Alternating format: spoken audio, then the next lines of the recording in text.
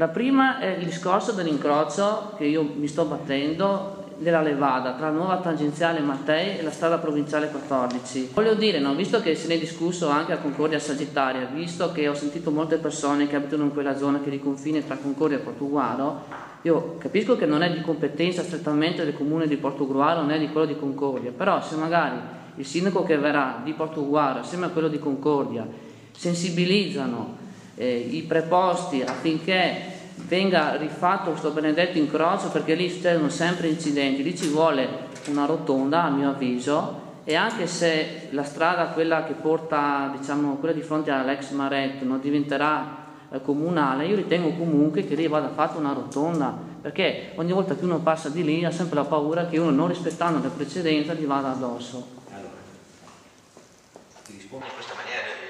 Credo che avrò telefonato 40.000 volte e ho fatto 70.000 interventi per questa roba e ho interessato l'ANAS, perché la competenza è ANAS, perché quella lì è variante della statale 14. Allora, perché c'è quella situazione? Perché essendo la strada statale, essendo la tangenziale, la variante della statale 14, per loro, per chi viene da Sastina, tutto quello che è dopo quella rotatoria, bene, è non di sua competenza. Il fatto è che la pendenza, se viene a Sastino, gira dentro verso Surmaga. La pendenza è giusto se viene verso Surmaga.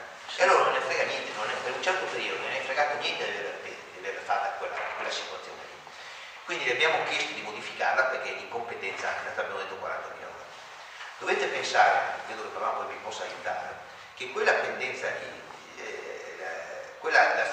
il tratto che va da Mazzolada a Levada doveva diventare la pista ciclabile, perché doveva essere la strada spostata più verso Noiarica, scusate, sì, il PIP doveva essere spostato. Poi per una casa a fianco, per una serie di ragioni, con i problemi col comune di Concordia, è rimasta incompiuta.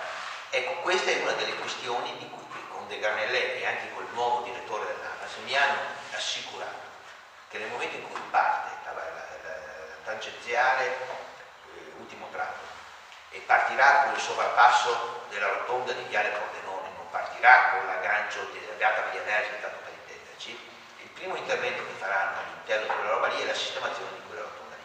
Dopodiché dobbiamo sapere che assieme a quella rotonda lì che sistemeranno loro, i due comuni si devono mettere d'accordo per risolvere il problema di accesso della strada cavernaria. Perché noi abbiamo il problema da Mazzolada a Levada, e il comune di Concordia, se poi chiudiamo la parte e arriviamo a Levada, il comune di Concordia deve risolvere l'altro problema, che è quello di Maretto e altre situazioni. Però ti assicuro che cioè non è possibile che un assessore, che è un mio amico carissimo e che ha dato anche risorse al comune di Portogruaro, in campagna elettorale, se c'è il problema della Iesolana con l'incrocio con via Frussa, lì facciamola dove c'è il famoso il consorzio bonifica, ha messo abbiamo messo il semaforo e adesso vogliono la rotonda in metà la rotonda. Che c'è il problema di via Solfatellino, che Gavelino con gli 800, io dove voleva la Gradini, 80 posti auto, arriva a Gradini e trova i 200.000 il Tiso trova i 200.000 euro. La Levada, il Tiso Tabaro si è impegnato a sistemare quella roba lì. Cioè vuol dire,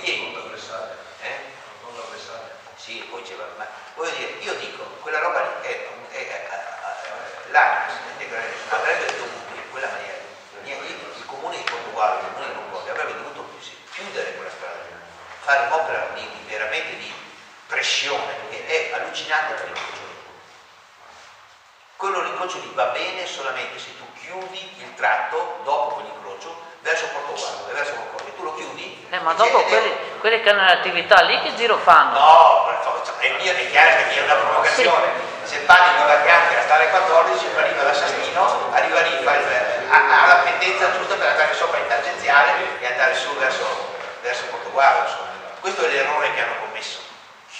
Perché se loro quando si muovono, non si muovono a prescindere dalle relazioni. Questo è un grave errore. Esatto.